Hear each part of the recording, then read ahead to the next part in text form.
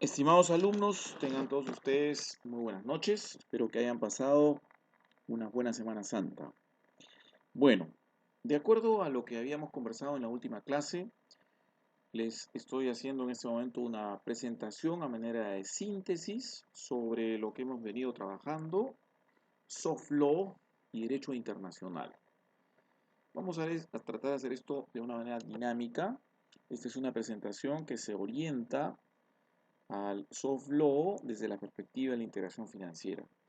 Recuerden ustedes que hemos tenido ya dos presentaciones de parte de algunos de vuestros compañeros y algunos comentarios míos que nos permiten llegar a algunas conclusiones. Vamos a hacer un esfuerzo de organización sistemática de este tema. Les voy a pedir, les voy a sugerir además algunas lecturas. Vamos a organizar un poquito porque el examen va a tener una primera parte justamente sobre soft law. ¿Ya? Muy bien. Empecemos diciendo el fenómeno principal del soft law en el sentido de que las negociaciones interestatales están siendo reemplazadas, estos procesos entre estados están siendo reemplazados por lo que ocurre al interior de las organizaciones internacionales en torno a la armonización legislativa. Los procesos de armonización, de homogenización de normas locales se están dando en la esfera de las organizaciones internacionales. Y por supuesto, el instrumento mediador ya no es la negociación del tratado propiamente dicho, sino más bien un conjunto de mecanismos, sean recomendaciones técnicas, códigos de conducta, generación de estándares, leyes modelo. Todo este tipo de fuentes generadoras de normas los estamos denominando soft law, ¿no? Soft, suave, feble, law, ley, ¿no? Ahora, ojo, muy importante en lo que hemos venido discutiendo, se trata de un fenómeno de creación de normas jurídicas locales, sobre todo en materia macroeconómica, pero hemos dicho que abarca una infinidad de campos y que este proceso viene acompañando la globalización económica. Lo interesante, hemos dicho también, que se está produciendo una transformación del derecho internacional y sus mecanismos generadores, ¿no? Ya no son las fuentes solamente clásicas las que están generando normas jurídicas, sino este soft law. Y así vamos a encontrar principios monetarios y financieros básicos que empiezan a reproducirse en las constituciones, en las leyes internas, ¿no? Cuestiones relacionadas a por ejemplo, la estabilidad financiera, la estabilidad monetaria, la independencia de los bancos centrales, la exigencia de que la actividad bancaria y financiera sea objeto de supervisión de una entidad supervisora, una entidad reguladora, aspectos técnicos que veremos en algún momento sobre los sistemas de pago, como los sistemas de pago en los que transitan las operaciones bancarias y financieras tienen algunos principios jurídicos. Les adelanto uno, por ejemplo, la firmeza e irrevocabilidad, ¿no? Cuando un banco entra en un sistema de pagos dentro de un banco central y introduce un pago, ya no puede revocarlo, ya no puede cambiarlo, porque es un sistema de compensaciones multilaterales. En fin, está produciéndose un fenómeno específico en el campo monetario y financiero apoyado por el soft law. ¿Ok? Bien, entonces la idea en esta presentación vamos a tratar de integrar lo que hemos venido conversando en las últimas clases. Primero vamos a tratar de situar la naturaleza, qué es este fenómeno realmente desde el punto de vista jurídico, desde el punto de vista conceptual. Vamos a mirar cuál es la relación entre el soft law y el derecho internacional y vamos a traer una institución clásica del derecho internacional que refiere a los actos concertados no convencionales. Esto se viene hablando ya un buen tiempo en el derecho internacional puro y duro y que es un concepto completamente hermanado, análogo, similar, definitorio vis-a-vis el soft law. También vamos a comentar un poquito esto que hemos hablado sobre las organizaciones internacionales, Nos vamos a referir en esta primera parte sobre qué es el soft law. Vamos a hablar sobre una tesis de un profesor de la Universidad de California que nos habla sobre cómo la soberanía de los estados, lejos de estar limitada, en realidad está de alguna manera reforzada por la acción de las organizaciones internacionales. Todo eso alrededor de la pregunta de qué es esto el soft law. En segundo lugar, vamos a pasar una revista muy rápida sobre la experiencia de América Latina. Ya se ha mencionado algo en las exposiciones. Y terminamos una tercera parte sobre las perspectivas, la proyección del soft law en la formación de derecho internacional, de costumbre internacional. ¿Ah? Todo esto a manera de un resumen de lo que venimos viendo hasta ahora. Muy bien, entonces empecemos con nuestra primera parte. ¿Qué es? ¿No? Primero, ya creo que está claro que estamos frente a estas diversas manifestaciones, ¿no? Hablamos de recomendaciones, visitas técnicas, pero lo interesante es que no son normas jurídicas, no vinculan a los estados. Su incumplimiento no compromete la responsabilidad internacional en términos del derecho internacional. Ahora, también se ha dicho que estas normas, entre comillas, vamos a hablar de los estándares, por ejemplo, permiten una aplicación flexible, ¿no? Otra palabra importante es el funcionalismo, ¿no? La ejercen organizaciones internacionales en cumplimiento de su función, funcionalismo, donde estas organizaciones combinan sus capacidades operativas, por ejemplo, el financiamiento, para introducir este proceso de armonización, ¿no? Pensamos en las cartas de intención del Fondo Monetario, en las líneas directrices del Banco Mundial, pero hay una institución muy interesante a la que el Perú está tratando de ingresar, que es la OECD, que justamente tiene como mecanismo motor, digamos, estos procesos de soft, procesos de recomendaciones normativas, que son objeto de revisiones, objeto de reportes, objeto de examen. ¿Ok? Ahora, si bien no se compromete la responsabilidad internacional, ya hemos dicho que su incumplimiento puede tener consecuencias iguales o mayores que el incumplimiento de un tratado. Por ejemplo, el no incorporar un estándar de Basilea significa que nuestro sistema financiero no se encuentra suficientemente desarrollado, reconocido, significa que los riesgos de las instituciones financieras conformantes de un sistema que no tiene los niveles eh, comprensivos de Basilea 1, 2 o eventualmente 3, no necesita de los principales actores de ese sistema y del propio Estado, va a tener una calificación menor que la que tienen pues mucho más, digamos, alineados a los estándares, ¿no?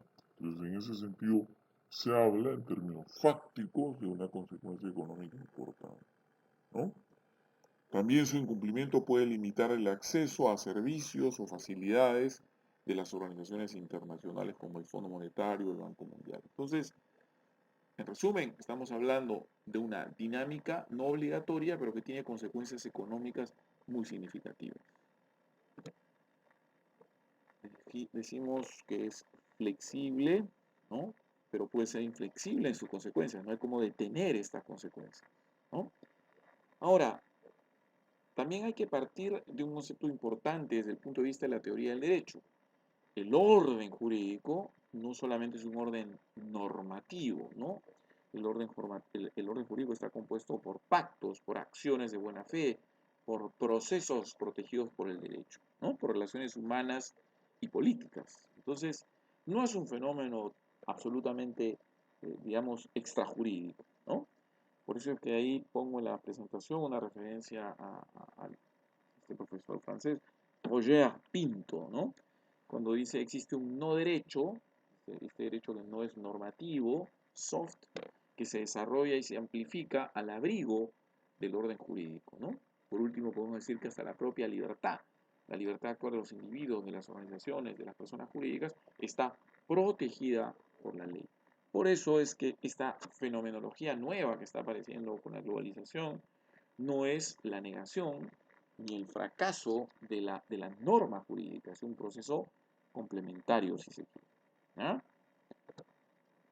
Ahora, aquí hay una mención interesante Llegamos ya no tanto a los estándares, no a los códigos de conducta, sino a los pronunciamientos jurisdiccionales, ¿no? Me estoy refiriendo, por ejemplo, a los laudos de los arbitrajes internacionales.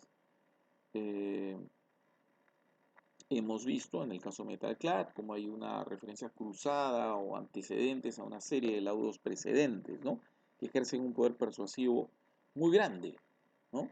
Y son producto de decisiones arbitrales privadas, si se quiere decir, árbitros privados en un conflicto entre una empresa y una entidad soberana, producen, producen antecedentes que resultan siendo persuasivos, que permiten construir argumentaciones jurídicas subsecuentes, sucesivas, ¿no? Entonces, no son obligatorias, pero son persuasivas. Entonces, también es una forma de nuestro soft law, ¿no?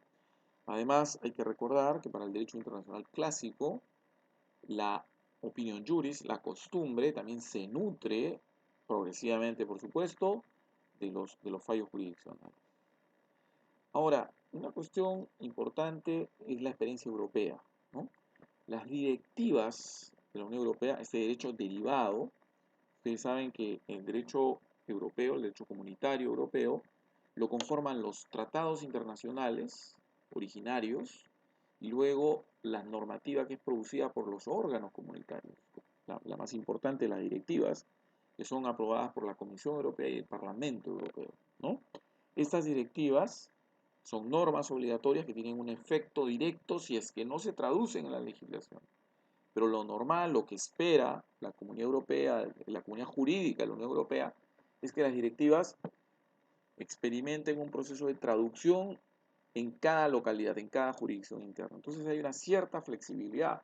Si uno quiere, digamos, el derecho europeo combina también hard y soft law cuando produce una norma que tiene que ser traducida, adaptada, ¿no?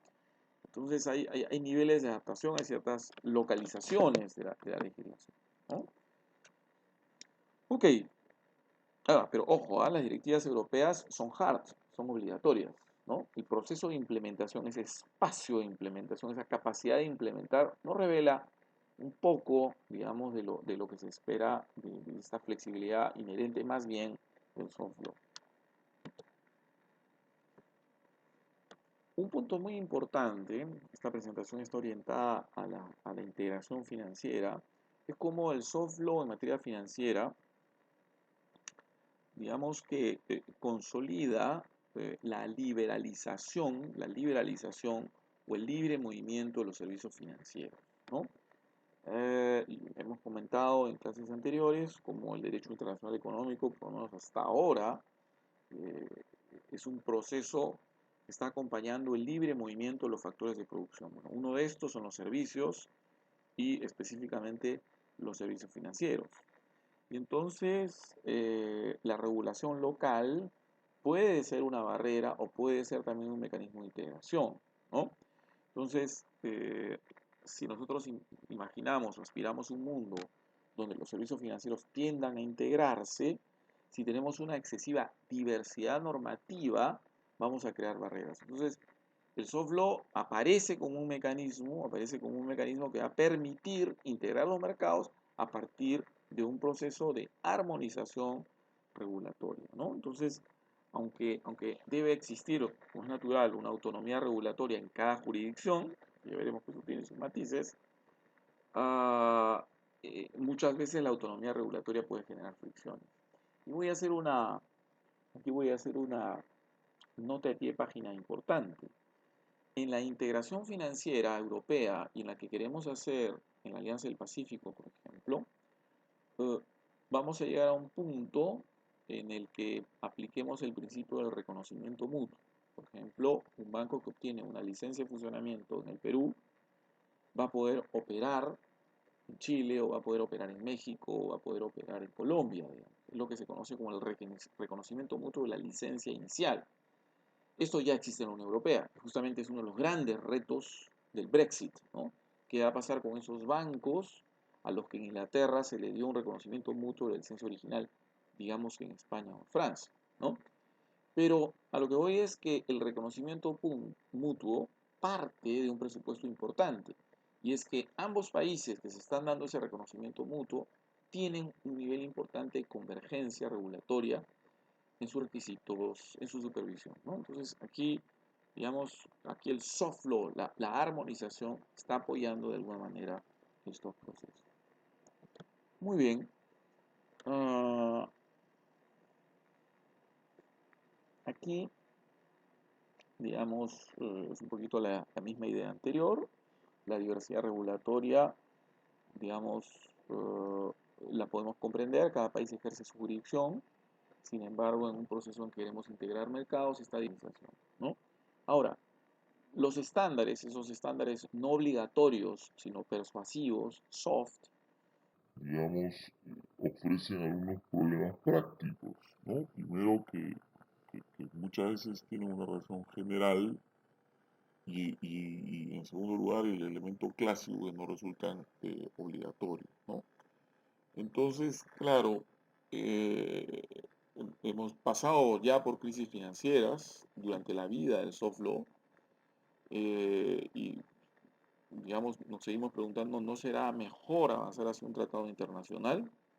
Entonces, todavía se está en buena cuenta en un punto intermedio, en la que se dice, bueno, es necesario avanzar con una convergencia flexible a nivel global y, digamos, hacerlo en tanto la alternativa, que es un tratado internacional financiero tipo OMC, puede resultar muy costoso, ¿no? Y ahora, un poquito con los fantasmas proteccionistas que tenemos, estos costos pueden elevarse. Ahora, no por ello, no por el hecho de que reconozcamos que el soft law es un proceso flexible, un proceso en el que todavía debemos estar, vamos a dejar de reconocer la importancia que tienen las organizaciones internacionales y los límites propios del soft law, ¿no? Digamos, la crisis financiera reciente ha sido producto de un contagio, ha sido producto también de una cierta diversidad regulatoria, por ejemplo, en materia no de banca, sino en materia de los mercados financieros. De alguna manera de banca, sí, ¿no? Los bancos pudiendo hacer operaciones de inversión. Entonces, digamos, estos nuevos sucesos globales, sistémicos, nos están llevando a preguntarnos, bueno, quizá a ciertos niveles de obligatoriedad multilateral se debe llegar, ¿no? Ahora, pasemos por un momento a la relación con el derecho internacional clásico. Y aquí es importante referirnos, decía en la introducción, a los actos concertados no convencionales. Esta es una figura que, si ustedes entran a un manual de derecho internacional, la van a encontrar. Porque justamente no son tratados, pero sí son instrumentos destinados a regir las relaciones interestatales, ¿no? No comprometen la responsabilidad internacional, es decir, no son un pacto, no son pacta sunt servanda, no es el contrato, el tratado, ¿ok? Pero tienen una vocación rectora, ¿no? Algunos ejemplos teóricos, ¿no? Por ejemplo, los acuerdos de caballeros, los Gentlemen's Agreements, los comunicados conjuntos después de una negociación internacional o de un tratado, las resoluciones de la Asamblea General de Naciones Unidas, por ejemplo, que son resoluciones que se votan con grandes mayorías, que no son tratados, que no obligan, ¿ok? Pero consolidan o plantean una posición internacional influyente, ¿no? Declaraciones unilaterales o colectivas que pueden tener un efecto hacia terceros. Por ejemplo, en el sistema de la OSD hay una declaración sobre las empresas, líneas directrices sobre las empresas transnacionales, que establecen una serie de principios de equidad, de transparencia, de respeto a los derechos humanos, de parte de las empresas transnacionales. Y es una declaración de estados, pero que afecta esa declaración, a pesar de que no es una ley internacional, pero es una referencia persuasiva que se va a convertir en legislación en algunos momentos a las empresas transnacionales, ¿no? Otro ejemplo interesante son los acuerdos entre agencias de gobierno, por ejemplo, acuerdos entre bancos centrales, acuerdos entre superintendencias de bancas, esto lo vimos en la exposición sobre Brummer, ¿no? Entonces, bueno, nada de esto interesante, nada de esto que está sometido a las reglas internacionales o nacionales sobre la formalización de tratados. Ninguno de estos instrumentos tiene que pasar por la ratificación del Congreso, por ejemplo, ¿no? Lo que implica, digamos, un proceso político que puede ser complicado. Sin embargo, el derecho internacional le reconoce un poder de influencia importante. Soft law, ¿ok? Y de hecho, si miramos, estos son ejemplos recogidos del libro de Derecho Internacional de Droit International de Pellet, refiere a estos documentos históricos, el acta final del Congreso de Viena, la Carta del Atlántico, esto va a preceder Naciones Unidas, la Declaración de Naciones Unidas, la Declaración y el Programa de Acción de Copenhague por el Desarrollo Social, etc. Ahora, ¿por qué existen estos instrumentos en el derecho internacional? Básicamente por las mismas razones que hemos hablado en el caso del soft law, quizá con un lenguaje más jurídico. Primero porque establecen un vínculo, un compromiso basado en el principio de la buena fe. La buena fe es una institución en el derecho internacional, ¿no? Por otro lado, permite una ejecución progresiva y flexible de acuerdos. Es decir, vamos avanzando de buena fe, progresivamente en un compromiso de integración financiera, y lo vamos a hacer con este instrumento, ¿no? Esto va a permitir niveles de coordinación, ¿no?, entre nuestras agencias de gobierno, y vamos a eludir el proceso político complejo, complicado de la aprobación y ratificación de tratados. Vamos a hacer que, digamos, sea la legislación interna no más, puede ser el propio Congreso, y no sea la sensación de que estamos adoptando un compromiso internacional. Ahora, esto, dicho sea de paso, se está desarrollando en forma creciente, de manera complementaria a los tratados. Si ustedes revisan, vamos a tener la oportunidad de hacerlo, el TLC, los TLCs con Estados Unidos, el modelo TLC de Estados Unidos está lleno de instrumentos complementarios. No hablo de los anexos que son parte del tratado, sino de declaraciones sobre la interpretación o ciertos criterios o ciertos desarrollos que van a haber. Ahora, para el derecho internacional, estos actos concertados no convencionales, si bien no comprometen la responsabilidad, pueden generar acciones colectivas, ¿no? Esto lo hemos visto en acciones militares, ¿no? Hay una referencia aquí a Chechenia o Sudán. Pueden más tarde convertirse en tratados internacionales. Por eso se habla de, en francés, pré-droit, pre-derecho, ¿no? El mismo concepto del soft law. Y evidentemente contribuyen en la formación, en la cristalización de la costumbre internacional. Nos están ayudando a incorporar principios y conceptos en la legislación interna, ¿correcto? Y además, la experiencia muestra que este soft law, estos actos concertados no convencionales, no son menos respetados que los tratados, ¿no? Está dando una tendencia a darles un cumplimiento, aún en esta naturaleza. Muy bien, ahora vamos a pasar a nuestro último punto de esta primera sección. Lo que viene va a ser muy rápido. Esta es una reflexión, la vamos a comentar un poquito en clase, sobre teoría de organizaciones internacionales, ¿no? Ya hemos dicho que la organización internacional es un tratado internacional, pero que con esta capacidad operativa y de persuasión a los procesos de armonización recobra un poder, se fortalece y eventualmente va a afectar la soberanía de los estados, ¿no? Claro, aquí hay que decir que hay una crítica fuerte, ¿no? Una crítica fuerte al poder de las organizaciones internacionales. Pero ojo, no nos olvidemos, como lo dice el propio Kelsen, cualquier tratado internacional supone una limitación a la soberanía de los estados. De hecho, el derecho internacional en general es una limitación al poder local, ¿no? Porque se trata de un régimen jurídico superior a la soberanía.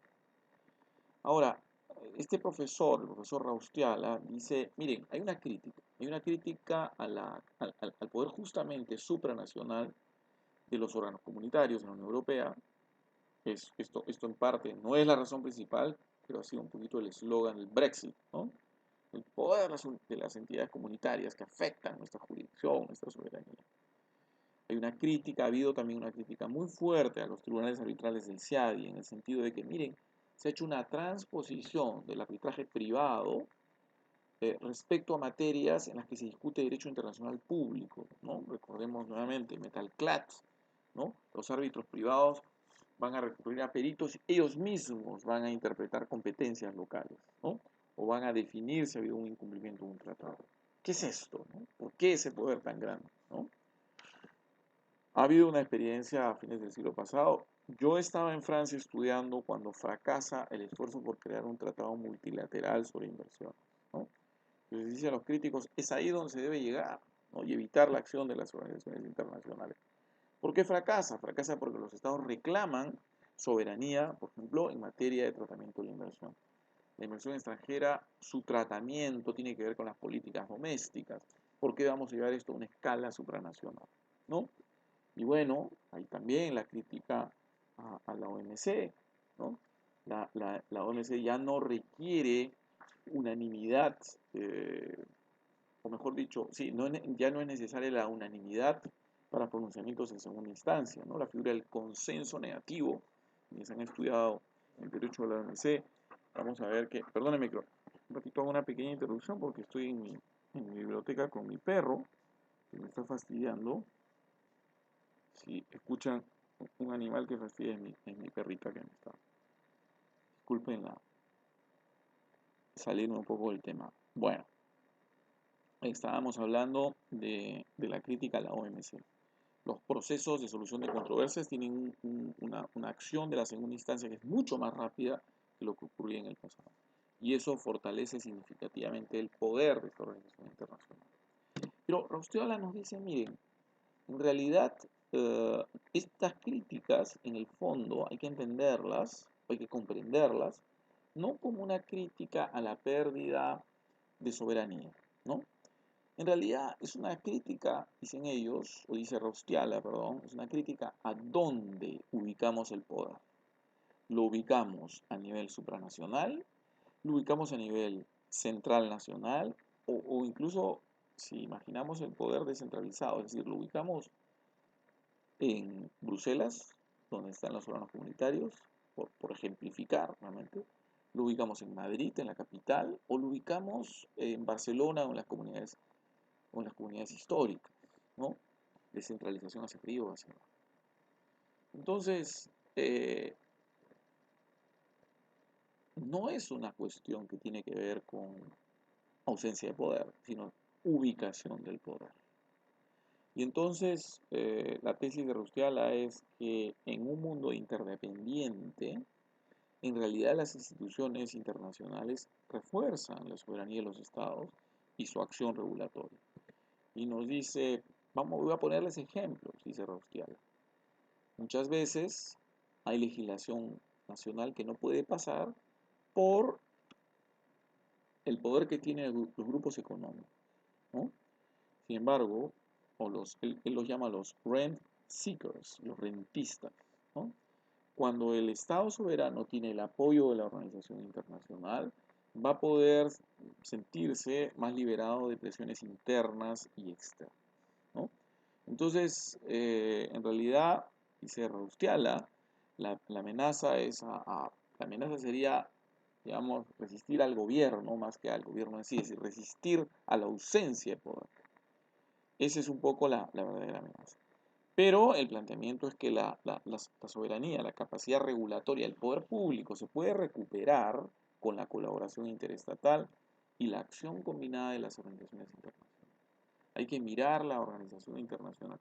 Yo me siento protegido, voy a poner un ejemplo, es evidente, porque sé, y esto lo hemos vivido en el Perú, que yo puedo recurrir a una instancia supranacional, la Corte Interamericana de Derechos Humanos, para proteger un abuso que pueda cometer mi propio Estado, ¿no?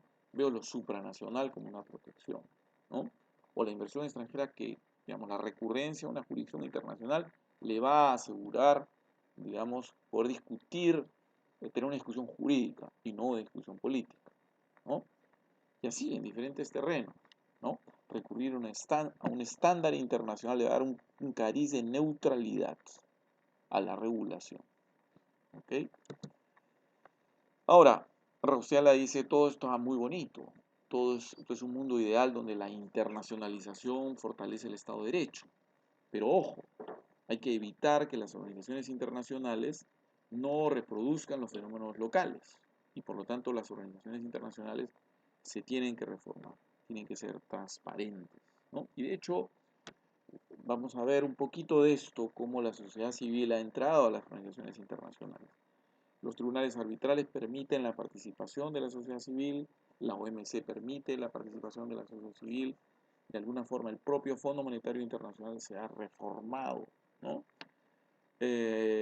Para mejorar, lo que decimos al final, los mecanismos de representación.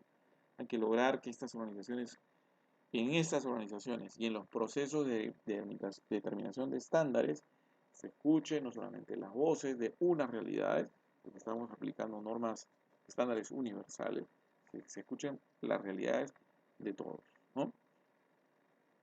Muy bien. Entonces, vamos a pasar a nuestro segundo punto, que es muy rápido para llegar al tercero. Y creo que esto ya se ha comentado en las presentaciones anteriores, ¿no? Es decir, la experiencia de América Latina en la integración financiera y el derecho monetario aplicando el soft law. Como no tenemos aquí un sistema hard, un tratado regional en materia bancaria y financiera, productor de normas, lo que tenemos son procesos de liberalización. Sin embargo, estos procesos de armonización se han producido gracias al soft law, ¿no? Y así tenemos las reformas económicas, el acompañamiento del Fondo Monetario del Banco Mundial en los procesos, por ejemplo, en la renegociación de la deuda. Y bueno, la aplicación del funcionalismo, ¿no? Aquí hay algunos ejemplos, lo vimos en la clase pasada, vimos varios ejemplos, solo recuerdo estas líneas directrices del Banco Mundial, por ejemplo, que vamos a reproducirlas en nuestra legislación de promoción a la inversión extranjera, ¿no? La liberalización del tratamiento, el mecanismo de solución de controversias. Estos elementos, por ejemplo, los estándares de trato justo equitativo se han reproducido no solo en la legislación, sino en los acuerdos bilaterales de promoción de inversión. Bueno, ni qué decir de la intervención del Fondo Monetario Internacional en las reformas económicas que se van a producir en América Latina durante los años 80, las que se van a producir en los 90 cuando las economías socialistas se liberalizan, aquellas reformas que se van a producir luego de la crisis asiática, la crisis rusa, y bueno, lo que ha ocurrido en la reciente crisis financiera y las reformas condicionadas por el Fondo Monetario Internacional en Grecia, por ejemplo, ¿no? Ahora, aquí cito un ejemplo, creo que lo hemos comentado, pero a raíz de experiencias como la del Perú, veremos, y la de Argentina, en el que acciones individuales de acreedores perjudicaron y afectaron procesos de negociación de deuda, el Fondo Monetario propuso, desde el fondo se propuso un tribunal de la deuda de los estados soberanos. Esta fue una propuesta en realidad de la Liga de las Naciones después de la Primera Guerra Mundial y que el Fondo Monetario de alguna manera la reactualiza en términos mucho más sofisticados y técnicos, si queremos llamarlo de ese modo, a fines de los años 90, y hay un rechazo importante del mundo industrializado, incluso de algunos países deudores, pero lo que hace el mercado es producir estas cláusulas de acción colectiva. Vamos a tener una o dos exposiciones sobre estas cláusulas. El mercado, algunas instituciones bancarias y financieras dicen, miren, no es necesario crear un tribunal. Vamos a incorporar en las nuevas emisiones de bonos, vamos a reconocer en la legislación doméstica estas cláusulas por las que por mayoría se pueden cambiar las condiciones de una emisión o todo un grupo de bonos, ¿no? Entonces, también ahí es interesante, ¿no? De una acción de un organismo internacional que propone un modelo de refinanciación, hay una respuesta del mercado que se va a reconocer como práctica y que se va a introducir en la legislación interna, ¿no? Entonces, también tenemos, digamos, esto como ejemplo. Bueno, acá hay una lista, algo se ha comentado, los acuerdos de Basilea, la independencia de los bancos centrales, la transparencia fiscal, las normas contra el lavado y la lucha contra el terrorismo, son ejemplos de temáticas de acción regulatoria a través del soft law en América Latina. Pasamos rápidamente a nuestro último punto. Un poquito vamos a hacer un reporte entre una correlación entre soft y hard law. Y claro, decíamos que la flexibilidad del soft law se adapta a la flexibilidad, esto se dijo en la exposición de la evolución de los mercados financieros. Aparecen nuevos instrumentos, se requieren acciones rápidas, decían sus compañeros, y esto es mejor manejarlo con estos mecanismos que un tratado multilateral, ¿no? Ahora, también llama la atención que siendo la actividad bancaria una actividad tan regulada, no tenga un sistema multilateral. Es un poco lo que nos dice Brummer, ¿no? Es decir, hay una OMC para bienes y servicios, pero no hay una OMC para la actividad bancaria y financiera. Pues algo está faltando, ¿no? La experiencia exitosa es la de la Unión Europea. Diré experiencia entre paréntesis. Tenemos el Brexit con todas sus consecuencias respecto de un centro financiero internacional, la City de Inglaterra. Si no se llega a un acuerdo,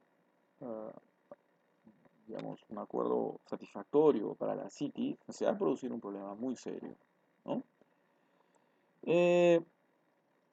Digamos que lo interesante en la relación soft y hard law es el funcionalismo, esta acción informal, funcional de los organismos, versus el intergubernamentalismo, está mal escrito ahí, perdóneme, es decir, lo interestatal puro versus lo funcional. Es un poco la tensión, ¿no? Otro elemento que hemos venido hablando también es cómo el derecho internacional empieza a ser doméstico porque ingresa materias de la relación entre los estados y los administrados. Ya no es un derecho inter, sino intra, ¿no? Y el funcionalismo nos está ayudando a ingresar, ¿no? Ahora, recuerdo que al comienzo, cuando yo empecé a dictar, tenía una pregunta para una disertación, ¿no? Dígame si podemos oponer el hard y el soft law. Bueno, y creo que está claro que hard y soft law resultan hoy complementarios, ¿no? El soft termina volviéndose hard a nivel local y eventualmente forma costumbre, ¿no? Aquí tenemos algunos principios económicos, por ejemplo, la estabilidad monetaria. Aquí en Titmeyer plantea que la estabilidad monetaria debiera ser reconocida como un derecho fundamental, ¿no? La idea de la protección del ahorro público, principios como transparencia fiscal y monetaria, son principios que se han convertido en bienes públicos internacionales, producto, digamos, de esta militancia desde el soft law, ¿no? Ahora, hay que ser consciente también de los límites de lo que es y lo que no es, ¿no? Sabemos perfectamente, lo hemos conversado en la clase pasada, que la costumbre y los principios de derecho internacional tienen fuerza vinculante, ¿no? Y resuelven conflictos interestatales. Incluso ingresan estas zonas híbridas, ¿no? El derecho a las inversiones. Los árbitros aplican, interpretan, van formando. Pero nada de esto es soft law. Soft law son recomendaciones, ¿no? No ingresan al terreno de la responsabilidad internacional. Entonces, si les preguntan en un examen para entrar a una maestría, a una escuela especializada en Derecho Internacional y les piden que les digan cuáles son las fuentes del Derecho Internacional, una fuente vinculante, no es el soft. El soft law es generador de, puede ser très droit, ¿no? Entonces, seamos conscientes de los límites. Muy influyente, ¿eh? Ya dijimos, muy influyente, muy economicista, ¿no? Ahora, ¿por qué? Porque para el derecho internacional, por ejemplo, en materia de derecho internacional consuetudinario, el paso del tiempo, este paso lento, digamos, es necesario, ¿no? Es prueba de una práctica general aceptada como regla de derechos. Es lo que ustedes mismos han señalado, la opinión jurídica, ¿no? Entonces, el soft law es un instrumento de armonización y no de solución de controversia. No es una regla que positivamente nos va a ayudar. Nos va a ayudar, perdonen la paradoja, sí nos puede ayudar a interpretar, nos puede ayudar, pero no es la regla. Puede ayudar, ¿correcto? Pero no es una fuente formal. ¿Ya? No es una fuente formal. Ahora, todo este, si quieren, economicismo, de alguna manera hay algo law and economics, si me permiten referirme, digamos, esta teoría de los incentivos detrás del soft law, una regulación que premia o sanciona económicamente su cumplimiento, nos puede acercar, nos puede acercar, ¿no? Pero un poco llegamos a la necesidad de combinar. Al final, el soft law tiene sus límites. Nos tenemos que encontrar en momentos críticos con la norma jurídica, ¿ya? Y por supuesto, como hemos hablado de los acuerdos no convencionales, el soft law puede anunciar la formación de un tratado internacional de costumbre internacional. ¿Ok? Digamos, lo que se ha planteado en el artículo de Brammer es que quizás sea interesante la existencia de una autoridad financiera internacional, ¿no?